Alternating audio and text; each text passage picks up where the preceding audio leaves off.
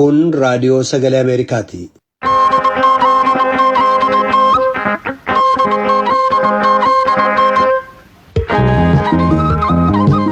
Raadiyoon sagalee Ameerikaa wixataa qabee haga jimaataatti galgala keessaa sa'a 2 walakkaa jalqabee haga sa'a 3tti meetir baandii 22-25-31 irratti Washington DC irraa kan dabarsu sagantaa afaan Oromoo amma jalqaba.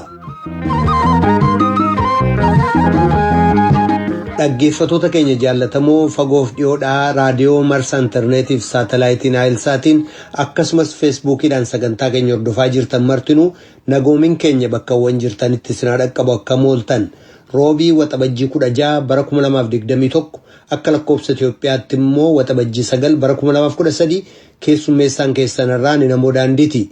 Tokkummaan mootummootaa haalli gargaarsa naannoo Tigraayiif dhiyaatu atattamaan fooyya'ee sirraa'uu dhaabannaan deeggarsi maallaqaa sirriitti hin kennamuuf taanaan beelli bara 1984 keessa Itoophiyaa keessatti uummata miliyoona 1 ol fixe ammas mudachuu mala jechuun kaleessa akeekkachiise.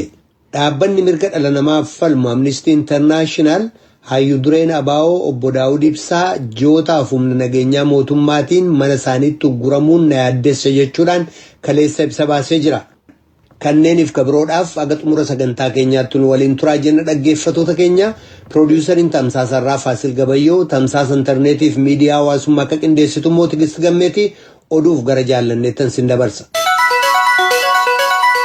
Attamooltan kabajamtoota dhaggeeffattoota keenyaa oduun kibxataarraaf qabnu kunoo. Waraanni Eertiraa kanneen Tigraay keessaa dhiyeenyatti ba'uuf ka jiran ta'uu tokkummaa mootummootaatti jilli Itoophiyaa ibsanii jiru. Kanas kan jedhan aangawaan sadarkaa olaanaa kan tokkummaa mootummootaa kibxata kaleessaa loltoonni Eertiraa beela akka meeshaa waraanaatti itti gargaaramu jechuudhaan gola nagaa eegumsaatti ega himatanii booda. Kan aangoo isaanii gadhiisuuf jiran tokkummaa mootummootaatti aangawaan waa'ee gargaarsaa Mark Lawcock ibsa biyyootii miseensota gola nagaa eegumsaa 15f kennaniin hokkarri Tigraay keessaa dhaabbachuu baannaan akkasumas waraanni Eertiraa hin ba'u taanaan beelli hamaan bara 1984 Tigraay mudatee ture ammas deebi'ee yoo dhufu eenyuyyuu ajaa'ibsifachuun qabu jedhan. Humnaan gudeeddiin tooftaan gaggeeffamu dubartootaaf shamarran dararanii miidhuuf oolee jira jedhan. Loltoonni Eertiraa uummata beelessuu akka meeshaa waraanaatti gargaaramaa jiran. Namoonni manaaf qe'oo ofii irraa buqqa'an ni hidhamuu, ni tumamuu akkasumas doorsifamu jechuun Lawcock gola nagaa eegumsaatti man jedhu dippiloomaatonni walga'ii sanarratti argaman. Waajjira tokkummaa mootummootaa isa magaalaa New York jiru keessatti ergamaan Eertiraa jecha Lawcock kanarratti deebiin laanne. Eertiraan baatii ebila darbe waraana ishee Tigraay keessaa baasuu jalqabuuf waliigaluun ishee ni yaadatama. Baroota 1980 keessa Itoophiyaa gamni kaabaa caamaa fi walitti bu'iinsa uumameen uummanni hanga miliyoona 1 dhume ka jedhan aangawaan tokkummaa mootummootaa yeroo ammaa immoo irra deebi'ee beelatu bulchiisa naannoo Tigraay sodaachisaa jira jedhan. Beelessuus akka meeshaa waraanaatti itti gargaaramaa jiru jechuudhaan himataniiru. Uummata Tigraay miliyoona 6tti dhiyaatu keessaa 350,000 haala beelaa keessa jiru ka jedhan dhaabbatoonni tokkummaa mootummootaaf gareeleen gargaarsa sadarkaa addunyaa xiinxala gaggeessineen kana jenne jedhu. Kanneen miliyoona 2 ta'an haala hamaa akka kanaarraa sadarkaa tokko achiiqanii jiru jedhan. Itoophiyaan garuu tilmaama kana falmitee jirti. Erga baatii sadaasa darbee kaasee mootummaan Itoophiyaa fi TPLF gidduutti wal waraansa ta'een uummanni miliyoona 2 caalaan manaaf qe'ee gadhiisanii godaanan. Walitti bu'iinsi kun baatii itti midhaan facaafamu dura waan jalqabameef gamni lameen inni tokko sakaan komataa jiran.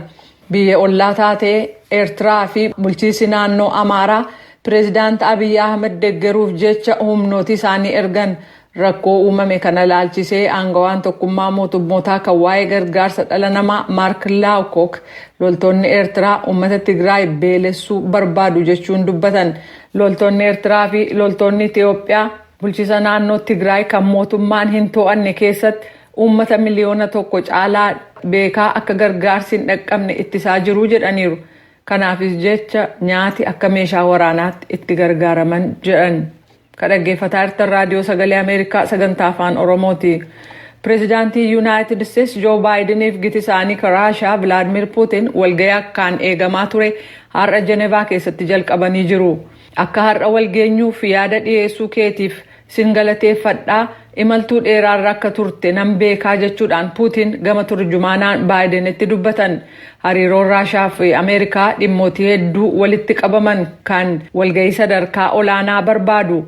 Walgahiin keenya kunis waan gaarii fida jedheen abdadhaa jechuudhaan Puutin itti dabalanii dubbatan. Pireezidaanti Baayiden gama isaaniin galatoomittiin jedhanii akkuma jechaan ture san kallattiin yookaan fuulaa fuulatti wal arguun yeroo mara gaariidha jedhan. Gamlameen walta'iinsaaf carraa kan qaban ta'us garuu muddamsa hariiroo Mooskoo fi Waashintan gidduu jiru fooyyessuusa jedhu gad xiqqeessanii ilaalan. Walgahii isaanii kanarraa waan guddaa eegaa hin jirru jechuudhaan aangawa gameessi bulchiinsaa tokko xayyaara pireezidaanti Baayiden kan gara Siwiizerlaanditti balali'aa ture irratti oduu gabaastotaaf ibsanii turan. Pireezidaant Puutin dursanii Jenevaa akka seenan yoo ta'u, pireezidaanti Baayiden immoo yeroo gabaabaa booda iddoo sana ga'an.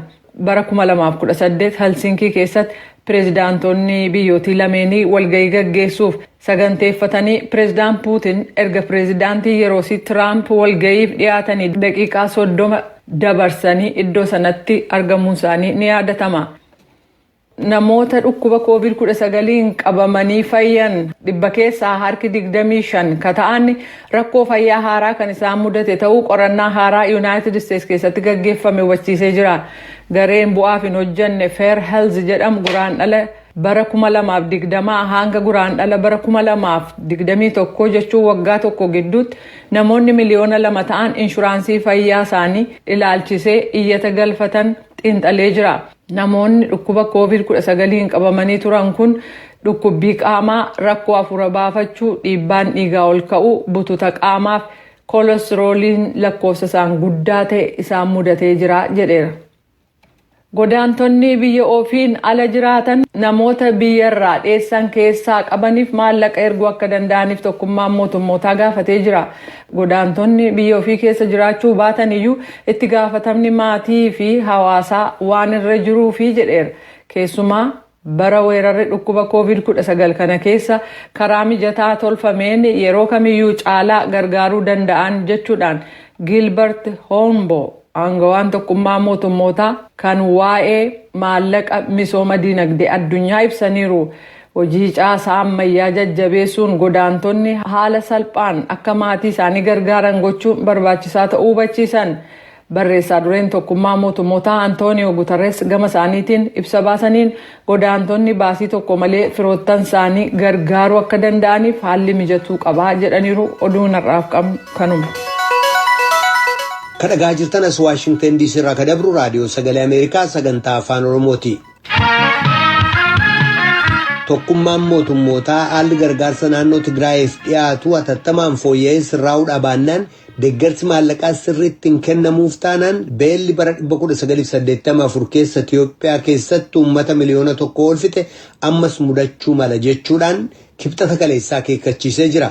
Loltoonni Eertiraa naannoo Tigraay keessaa akka ba'anillee dhiibbaa gochuutti fufee jira.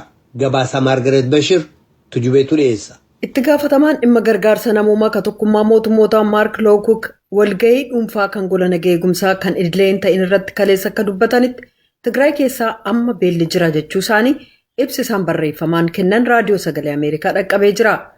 Bulchiinsi Tigraay sababaa beelaan namni du'uu gabaaseera jedhan. Baatilee ittaanan keessa Tigraay keessa qofaa otoo hin taane Affaariif naannoo Amaaraa keessallee haalli jiru hammaachuuf deemaa jedhaniiru. Torban darbe tokkummaan mootummootaaf michoonni gargaarsa namoomaa lolli akka dhaabatuuf gargaarsa namoomaaf daandiin akka saaqamu waamicha hatattamaa dabarsanii turan. Uummata Tigraay 350,000 beela'anii ka jiraniif miliyoonni 2 itti dabalaa immoo afaan beelaa jiraachuun gabaasamee jira. Jaarmeen gargaarsa daa'immanii UNICEF gamasaan ijoolleen 33 ta'an hanqina nyaataa hamaan kan isaan mudate ta'uusaaf naannoo Tigraay dhaqqabuun hin danda'amne keessa kanneen jiran immoo qarqara du'aa jiraachuu gabaase. Rakkoon jiru bal'aadha. Lookuk akka jedhanitti baatii sadaasaa keessa erga rakkoon sun dhaqqabee jalqabee dhaabolee gargaarsa namoomaa 123 naannoo sanatti kan bobba'an yoo ta'u har'a immoo dachaa 10 kan caalan jiraachuu dubbatan. Lookuk akka jedhanitti garuu fedhii gargaarsaa dabalaa adeeme hanqisuuf gargaarsitti dabalaa saffisuu qaba. Tokkummaan mootummootaa uummata miliyoona 5.2 hanga xumura waggaa kanaatti gargaaruuf kan oolu gargaarsa doolaara miliyoona 800 fi miliyoona 53 gaafatee jira. Kana keessaa baatii adoolessaa dur doolaara miliyoona 200tu barbaachisa. Tokkummaa mootummootaatti ambaasaaddariittiin Biriteen Baarbaraa Woodward akka jedhanitti beelli kun sababaa hongee yookaan awwaannisaatu hin taane murtii warra aangoorra jiruutiin kan dhufe jedhan. Mootummaan isaanii Tigraay keessatti haala uumameef ragaa qabatamaa qaba jedhan. I should say that the UK is confident in the reliability of the data that has been presented by the UK. Biriteen ragaan tokkummaa mootummootaa dhiyaate amansiisaa ta'uusaaf ofitti amantaa qabdi jechuun barbaada. Midhaanni meeshaan qonnaaf qabeenyaan barbadaa'uun isaanii ifa galaadha. Kanarraa kan ka'es uummanni Tigraay 350,000 ta'an erga beela Somaaliyaa qabee haala argameen beekaminiin beelaaf saaxilamaniiru. Kanneen miliyoonaan lakkaa'amanis sababaa oomishi isaanii adda citeef rakkoo wabii nyaataaf saaxilamaniiru. Biriteen har'a paawundii miliyoona 16.7 itti dabalaa Itoophiyaaf kennuuf labsitee jirti. Kunis erga walitti bu'iinsi sun baatii 8 dura jalqabee paawundii miliyoonii 47.7 gumaachiteetti. Miseensonni gola nagaa eegumsaa sagalee tokkoon lolli dhaabatee gargaarsa namoomaaf daandiin akka saaqamu akka gaafatan waamicha dabarsina. Loltoonni Eertiraa Itoophiyaa keessaa ba'uu gama ilaaleen illee akkas jedhan. We were told in March that Eritrean forces would be withdrawing. It's now June. Humnoonni Eertiraa baatii bitootessaa keessa gadhiisanii ba'u jedhamuun nutti himame. Amma kunoo baatiin waxabajjiidha. Kana caalaa boodatti harkifachuun irra hin jiraatu. Qonnaan bultoonni sababaa hookkara jiruun waggaa dhuftu biqiltuu dhaabuu hin danda'an. Yeroon isaas itti darbaa jira. Hookkarri itti fufuun uummata Tigraay barana qofaa otoo hin taane waggaa dhuftus beelaaf saaxiluu mala. Uummanni miliyoonaan lakkaa'amu jireenyi isaa egeree maal akka ta'u hin beekamu. Furmaati jiru ifa galaadha. Lola dhaabinsa gargaarsa namoomaaf daandii saaquuf marii siyaasaati jedhan. Tokkummaa mootummootaatti ambaasaadarri Itoophiyaa Taayyee Asqasillaasee Hamdee haalli naannoo Tigraay keessaa irratti golli nagaa eegumsaa ilaalchi ittiin kennine jedhanii gabaasaaleen dhiyaatan ol kaafamanii afarfaman jedhu. The report that was presented by OCHA regarding famine in Ethiopia which beela Itoophiyaa keessaa ilaalchisee gabaasi OCHAadhaan dhiyaateef qorannaan isaanii kan nuti cimsinee itti waliin galin haala akkaan dadhabaa ta'een walitti qabame. Mootummaan Itoophiyaa sanaan waliin galle. Haalli isaanitti ragaa walitti qaban ifaaf hunda kan haammate miti. Meeshaa isaan ragaa itti walitti qaban sirrii miti. Ganda baadiyyaa Itoophiyaa keessaa ragaa walitti qabuuf moobaayilaan fayyadaman. Innaan kana jedhu haala namoomaa keessumaa beela ilaalchisuudhaan Itoophiyaarra dhiibbaa kaa'uun sirrii miti jedhan. Deeggarsa gargaarsa namoomaa Biriiteeniif Chaayinaa akkasumas kanneen biroon gargaarsa namoomaa godhaniif ni galateeffanna jedhanii kan hafanillee akkasuma rakkoo nu mudatee jiru hanqisuuf cina keenya akka dhaabbattan waamicha dabarsinaa jedhan. Loltoonni Itoophiyaa Eertiraa keessaa ba'uu ilaalchisee illee gaafatamanii dhimmoota teeknikaaf akkaataa hojii adda addaan boodatti harkifate malee dhugumatti yeroo dhiyoo gadhiisanii ni ba'u jedhaniiru. Dhaabbanni mirga dhala namaaf falmu Amnesty International ayyaana abaa'oo obbo Daawud Ibsaa ji'ootaaf humna nageenyaa mootummaatiin mana isaaniitti ugguramuun na yaaddesse jechuudhaan ibsa baasee jira.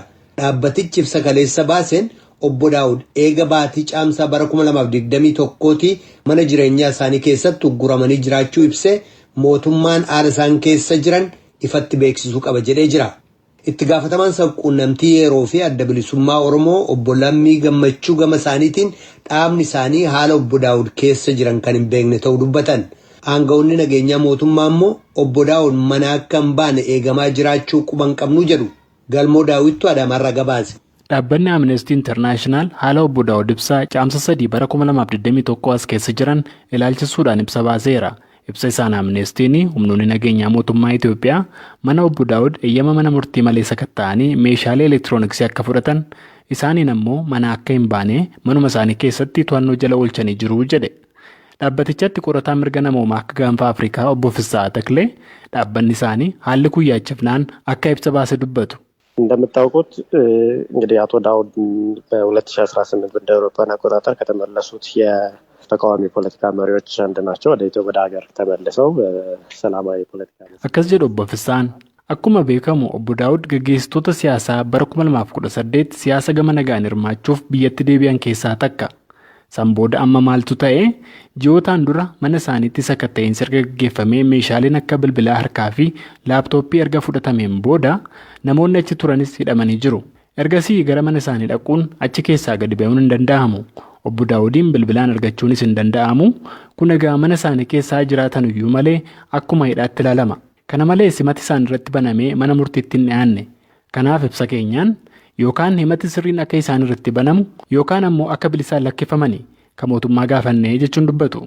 Obbo Fissaan obbo Daawud bilbila waan hin qabneef darbees karaan odeeffannoon waa'ee isaanii beekamu waan hin jirree fi namni kun rakkoo nyaata dhabuufillee saaxilamuu danda'u. Kanaaf wanni kun yaadessaadha jedhan. Dhimma kana ilaalchisuunis aangawoota mootummaa Itoophiyaa gaafatanii deebii argachuu akka hin dandeenyellee sagalee Ameerikaaf himaniiru. Obbo Lammii Gammachuu itti gaafatamaa sabquunnamtii yeroo adda bilisummaa Oromooti. Humnoonni nageenyaa mootummaa caamsa 3 bara 2021 mana jireenyaa obbo Daawud Ibsaa erga humnaan seenaniin booda meeshaalee elektirooniksii akka moobaayilii fi laaptooppii akkasumas kan mana sana keessa turan namoota 3 jechuun obbo Waaqoon Oolee, obbo Yunus Alii fi obbo Siraash Suleemaan fuudhanii deemanii haga irraa eessa buuteen namoota kanaa hin beekamu jedhan.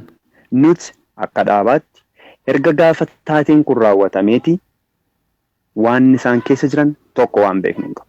Bilbila quunnamtii harkaa hin qabnu. Akkuma filasiniin jedhee namni itti seenee dubbisee bahuu hin danda'u. Isaanillee gabbaanii nama dubbisuu hin danda'an.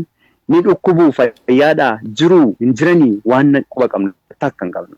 Maaliif erga guyyaa sanaadhaa bilbila harkaa hin qabanii namni naannoo sana dhaquu hin jiru.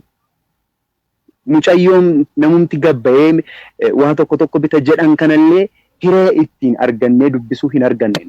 Kanaafuu waan isaan keessa jiran nuuf gaaffii guddaa yeroo adda addaatti gaaffii ta'ee miidiyaalee adda addaas yeroo gaafatanii warri International Committee of Red Crossing gaafa caamsaa 21 kan deemanii isaan iyyuu karaa irratti deebifaman hiree ittiin seenanii nama kana dureedhaan dubbisuu maarra kan jiru hubachuu hin arganne. Dhimma kanaan wal qabatee qaama mootummaa gaafattanii deebii argattan jira. Darbees immoo yoo wanti argame jiraate mootummaan himata irratti bane jira obbo Daawud irratti. Egaati kana taatee kana booda nuti kan beeksisne boordii filannoofiidha. Boordiin filannoo immoo qaama dhimmi isaa ilaalu gaafachuusaa nuuf ibsee ture. Isaa booda immoo boordiin filannoo ammallee adumsarran jira jedhe. Kanaan alatti nuti akkuma beekamu biyya kana keessatti murtiin namoota dhaaba keenyaa nuni akka dhaabaatti hoogganoota gameeyyii fi qondaalota dhaabichaa hedduu hidhaa jiranii. Isaan kun mataan isaanii murtii siyaasaadha kan isaan barbaadu. Kanaafuu nuti qaama mootummaa gaafannullee yoo eessa kam eenyuun gaafanna. Kanatu kana ta'ennaan akkattiinidha kan boordii filannoo beeksisne. Boordiin filannoo immoo hordofaan jiraadha kan inni jedhu. Kanaan ala waan deemamu eenyuun akka gaafatu eenyu eessa deemtee akka gaafatu iyyuu bitaa nama galaa jechuudha. Amnesty International ibsa isaanii obbo Daawud waan isaan barbaachisan kan akka nyaataa fi yoo dhukkuba qaban ta'es qorsi isaanii akka duraa dhumee rakkoo irra hin buune yaaddoo qabullee ibseera. Obbo Lammiin dhaabni abaa'oo haala kana maal odeeffate gaaffii jedhuuf deebii kennanii jiru. Nyaata kan isaan argatan nus hin beennu garuu mucayyoon isaan mana isaanii jirtu sana wajirraan qaamni mootummaa eegaa jiru suni akka isaan waa tokko gabbaanii bitaniif karaa naannawaadha kan dhageenye. Kanaan alaa waan jiru adda baasuun waa tokko hin dandeenye. Waan fayyaaf isaan barbaachisu yeroo jalqabaa ibsaanillee beera waan ta'eef ibsaallee balleessanii irratti waan ta'eef isa kana booda isheenii mucayyoon akka isheen karaa namoota eegdota sanaa isaan waliin akka bitamuuf kan dhagaa jirru. Haala mana obbo Daawuditti erga caamsa 3 bara 2021 kaasee ta'aa jiru aangawoota mootummaa irraa odeeffannee turre. Dursa ka gaafataman dubbii himaan Koomishinii Poolisii Magaalaa Finfinnee Koomaandar Faasikaa Fantaa dhimma kana poolisii feederaalaatti harkaa qabaa jechaan dubbatan. Obbo Jeelaan Abdoo dubbii himaa Koomishinii Poolisii Feederaalaatti akkas jedhu. እሱን አላወኩም እንግዲህ ገና አሁን ነው ገና አንተ የነገርከኝ አንድ ጊዜ ጠይቆኝ ነበር ተፈቷል ያኔ ደግሞ ውጪ ነው የነበረው። አሁን ግን እኔ akkas jedhu obbo Jeelaan ani waan kana waan hin beeku yookaan quba qabu hin jiru amman sirraatii dhaga'aa jira kanaan duras namni takka na gaafatee ture alas obbo Daawud hin hidhamne turan ammas deebiidhaan hidhamuu isaanii waan hin odeeffannoo hin qabnee fi warra hanga'ootaarraan odeeffadhaa jechuun deebisan. Amnesty International ibsa isaatiin obbo Daawud yoo akka qabaatan mootummaan seeraan mana murtiif akka dhiyeessu ta'uu baannaan garuu mana isaanii keessatti akkasiin to'annaa jalatti eeguun seeraan alaa jechuun balaaleffate.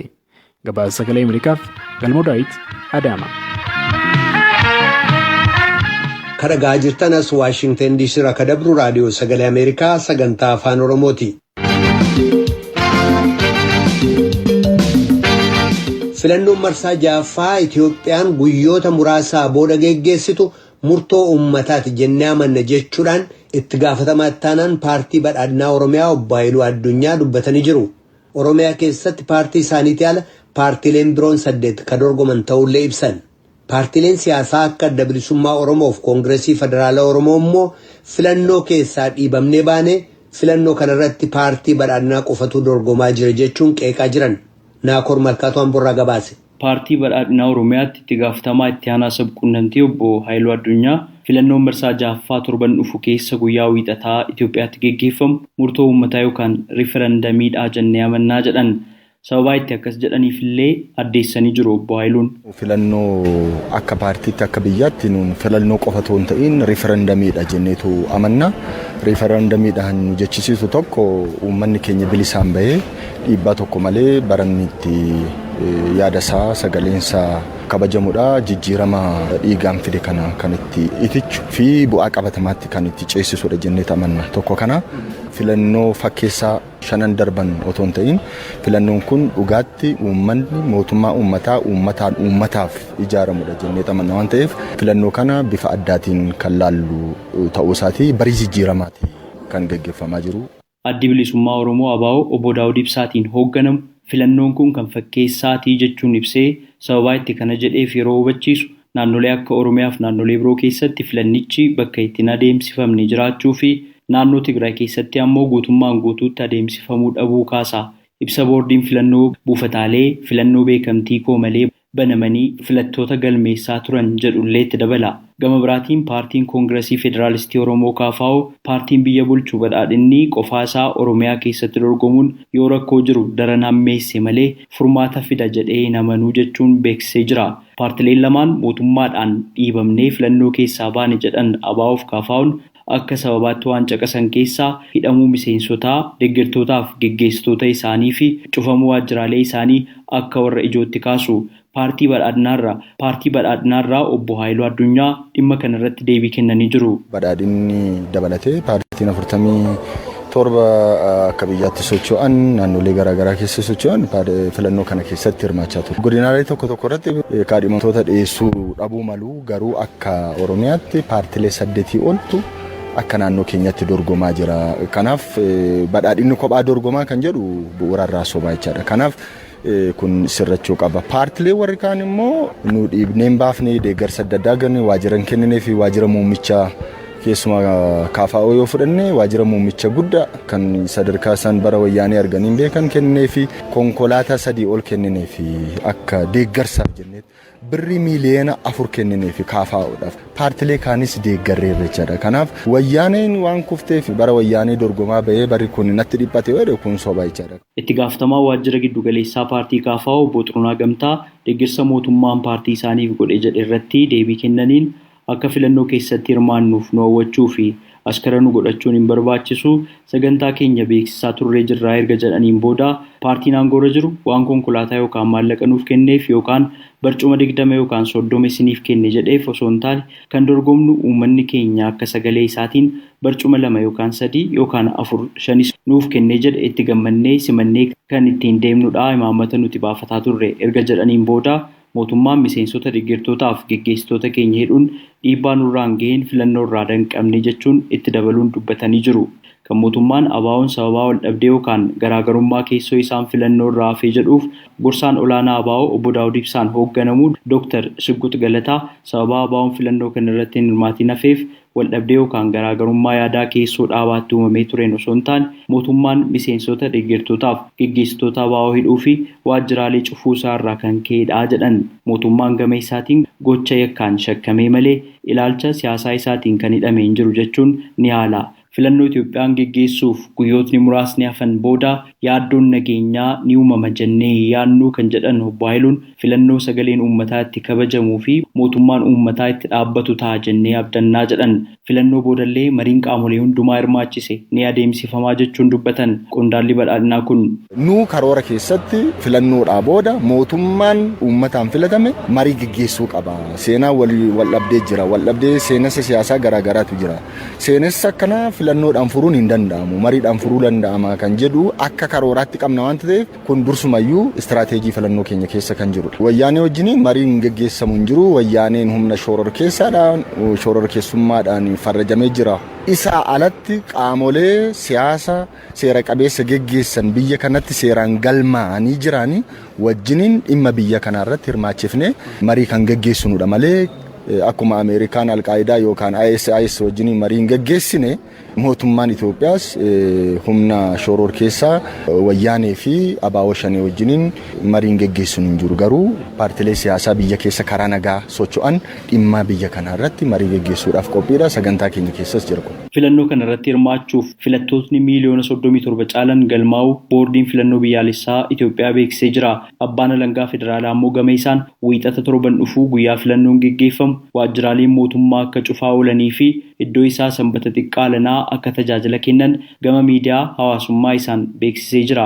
Gabaasa raadiyoo sagalee Ameerikaaf Naakur Malkaa Amboorraa. Kun raadiyoo sagalee Ameerikaa sagantaa afaan Oromooti. Jaarmiyaan gargaarsa daa'immanii ka tokkummaa mootummootaa Children's Fund jedhamu Tigraay keessatti daa'imman hanqina nyaata madaalawaa qaban yoo xiqqaate 33 ta'an yoo atattamaan wallaansa argatanii haalli isaanii hin fooyyofne kadu'aaf saaxilamuuf jiran ta'uu akeekkachiisee jira. Gabaasaa Lisaa Shilaayin jaallanneetu dhiyeessa. Dhaabbati daa'immanii kan tokkummaa mootummootaa yookaan UNICEF mootummaan Itoophiyaa dhorkaa malee Tigraay akka seenamuuf waadaa seen akka kabaju gaafatee jira. Dubbii himaan dhaabbata kanaa James Elder akka akeekkachiisanitti gargaarsi ijoolleen dhaqqabu taanaan balaa dhalli namaa fide kun waan gaddisiisaa yaaduun hin danda'amne dhaqqabsiisuuf jira jechuun akeekkachiisan. Incredulously, things can actually deteriorate further for children as food insecurity is expected to worsen over the coming months. Wabiin nyaataa ijoolleef baatilee dhufan keessa hin jiru taanaan haala amanuun nama rakkisuun wanni jiru caalaatti gad deemaa jira. Kanaaf midhaan hin facaafatan taanaan namoota 33,000 caalaan qarqara afaan du'aarra jiru. Gareeleen walitti bu'iinsa keessaa harka qaban karaa gargaarsi dhala namaatti dhaqqabu UNICEFiif banaa gochuun dhorkaa malee karaa nagaan beela sodaachise dhaabsisuu qabnaa jedhaniiru. UNICEF akka gabaaseetti uummanni 140,040 Tigraay keessatti haalli beela fakkaatu isaan mudatee jira. Rakkoo kanaan alattis ijoolleen 56,000 hanqina nyaataa amma isaan mudateef wal'aansa barbaadu. Ijoollee kana gargaaruun rakkisaadha kan jedhan Elder gareeleen wal waraanan caasaalee ijoolleen tajaajila lubbuu ofiif irratti hirkatan caalaatti barbadeessuu dhaabuu qabu jedhan. Waaltaaleen fayyaa saamamanii yookaan miidhamanii akkasumas caasaan bishaanii barbadaa'ee lafa jirutti bishaan dhugaatii qulqulluu argachuun hanqatee jira. Kun immoo weerara dhukkubootaa kaasisuun ijoolleen hanqina nyaataan ergaraman kana du'aaf saaxiluu malaa jechuun akeekkachiisan Elder. Hojjetoonni tajaajila eegumsa fayyaa tarkaanfiin irratti fudhatamaa doorsifamaa waan jiraniif hedduun gara hojiitti akka hin deebine taasisee jedhaniiru. Diinummaan wal ilaaluun battalumatti dhaabbatee ijoolleen tajaajila lubbuu isaanii du'arraa oolchuu kana akka argatan UNICEF gaafatee jira. Gargaarsa kanaafis kan oolu maallaqni kan isa barbaachisu ta'uu kan hubachiise UNICEF kan gaafatee ture miliyoona 47 keessa ammayyuu miliyoona 13 kan hin argatiin ta'uu beeksisee jira.